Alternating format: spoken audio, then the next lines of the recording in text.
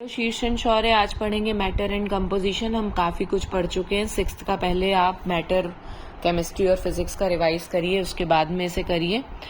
Matter is basic substance in which all material living non-living are made up of. It occupies a space, has mass and can be perceived by senses. Neither created nor destroyed. One kind of particle homogeneous called substance. Made up of solid, liquid, gas. तीन state में हो सकता है. Matter can be living, non living. Living में plant animal आते हैं और non living में प्योर सब्सटेंसेस जिसमें एलिमेंट और कंपाउंड आते हैं. इम्प्योर सब्सटेंसेस में मिक्सचर आता है. मिक्सचर में जैसे gun powder, air, steel, Honey, water, ये सब आता है मिक्सचर में. ठीक है. और प्योर सब्सटेंसेस में एलिमेंट में जैसे हमारा पीरियोडिक टेबल होता है, सबसे इधर पीरियोडिक टेबल में होते हैं मेटल्स. फिर जैसे अपन ने पढ़ा था सबसे इधर मेटल्स होते हैं, फिर मेटेलॉइड्स होते हैं. ठीक है. फिर नॉन मेटल्स होते हैं, फिर हेलोजेंस होते हैं और फिर नोबल गैसेस होती हैं. तो इधर से इधर मेटल से नॉन मेटल में होते रहते हैं. ये है सब तरीके के टाइप ऑफ एलिमेंट. ठीक. फिर अगली चीज 3 स्टेट्स होते हैं मैटर के, solid, liquid, gas. It depends on the composition of molecules. वो सॉलिड हो सकते हैं, लिक्विड हो सकते हैं, गैस हो सकते हैं. देखो ये सब तो पता ही है अपने को. स्पेस, मास, वॉल्यूम, शेप के बारे में. Solid, liquid. Compressibility. There is no compressibility in solid, slight compressibility in liquid and highly compressible is gas. ठीक है. एक सिलेंडर में सॉलिड को नहीं बंद कर सकते दबा के, पानी को थोड़ा बंद कर सकते हैं और गैस को तो बहुत सारा कंप्रेस कर सकते हैं. और कंप्रेस करने में प्रेशर लगाने पे उसकी स्टेट चेंज भी हो सकती है. गैस को बहुत प्रेशर से बंद करेंगे तो वो लिक्विड में कन्वर्ट हो सकती है. डेंसिटी लेस डेंस होते हैं लिक्विड, गैसेस. हाईली डेंस होते हैं सॉलिड, लेस डेंस होते हैं लिक्विड और लीस्ट डेंस होते हैं gases. Free surfaces, any number of free surface, जैसे डायमंड के कोई भी सरफेसेस बनाए जा सकते हैं. और जो लिक्विड है उसकी एक ही अपर सरफेस होती है. गैस की कोई फ्री सरफेस नहीं होती है. डिफ्यूजन मतलब एक दूसरे में मिलना. There is no diffusibility in solids. Slight diffusibility, यदि दूध और पानी को मिलाओगे तो एक दूसरे में डिफ्यूज होने लगेंगे. और गैसेज आर हाईली डिफ्यूजिबल. हम जैसे स्प्रे करेंगे रूम में तो गैसेज, वो स्प्रे का स्मेल पूरे रूम में फैल जाएगा. तो हाईली डिफ्यूजिबल.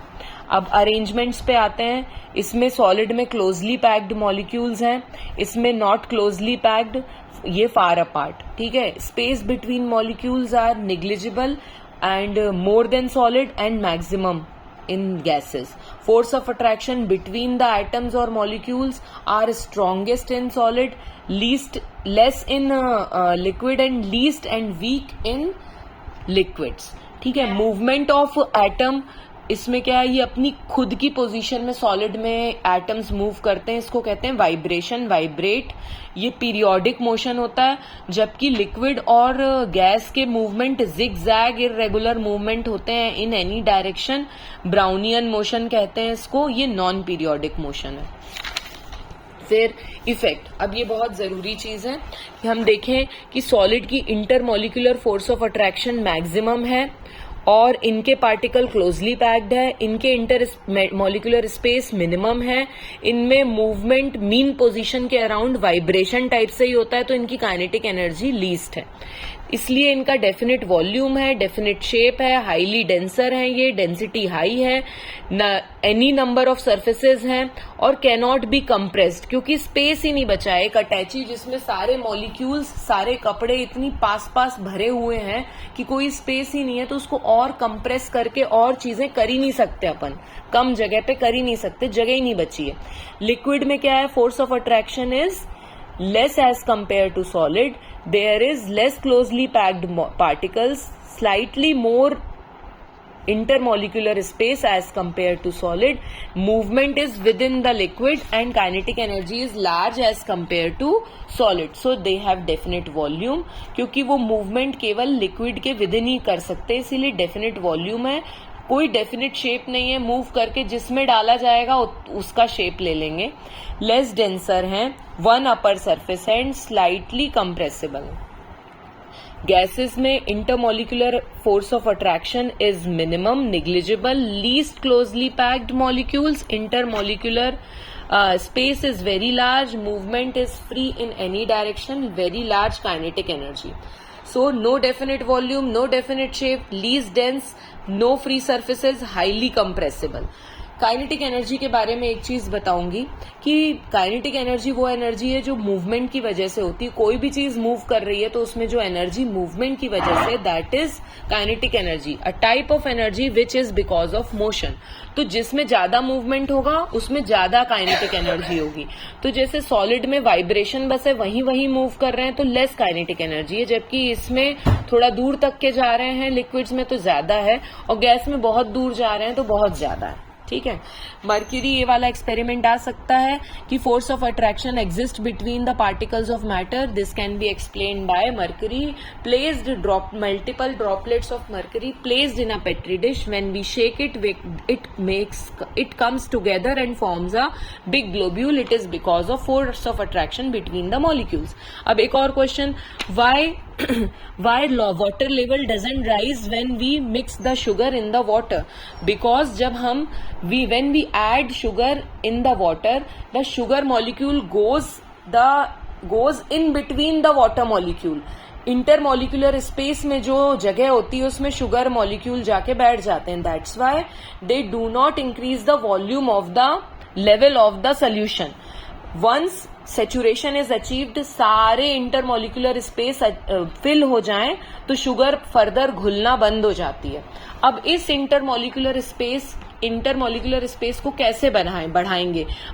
मतलब ऐसा चाह रहे हैं अपन कि वाटर के बीच का स्पेस बढ़ जाए, तो ये चीज हम हीट करके कर सकते हैं. जब हम वाटर को हीट करेंगे तो ये मॉलिक्यूल फास्ट मूव करने लगेंगे, हीट एनर्जी काइनेटिक एनर्जी में कन्वर्ट होगी और मॉलिक्यूल के बीच का स्पेस फोर्स ऑफ अट्रैक्शन कम होने लगेगा, तो स्पेस बढ़ जाएगा और इस स्पेस में और शुगर एकोमोडेट हो सकती है.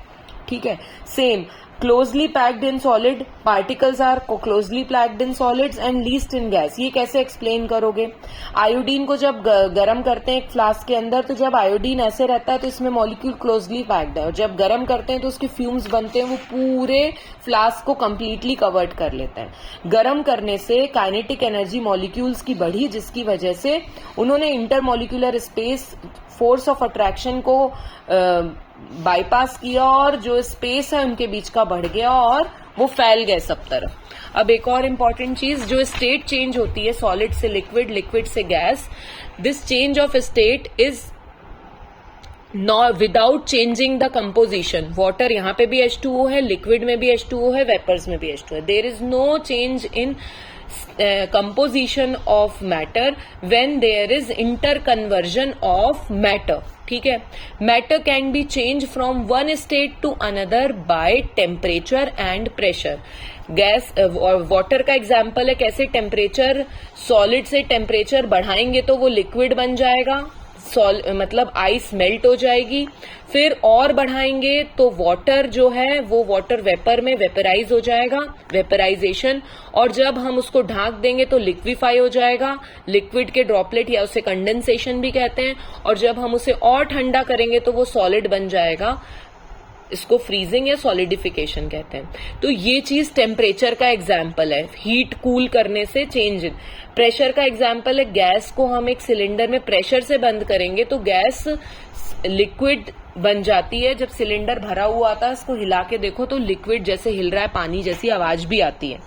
ठीक है. जिस टेम्परेचर पे सॉलिड मेल्ट होता है वो मेल्टिंग पॉइंट कहलाता है. जिस टेम्परेचर पे लिक्विड बॉईल होता है और वाटर वेपर में कन्वर्ट होता है, बॉइलिंग पॉइंट कहलाता है. और जिस टेम्परेचर पे लिक्विड सॉलिड में कन्वर्ट होता है उसको फ्रीजिंग पॉइंट कहते हैं. ध्यान रखना, लिक्विफिकेशन और कंडेंसेशन एक जैसी चीज है.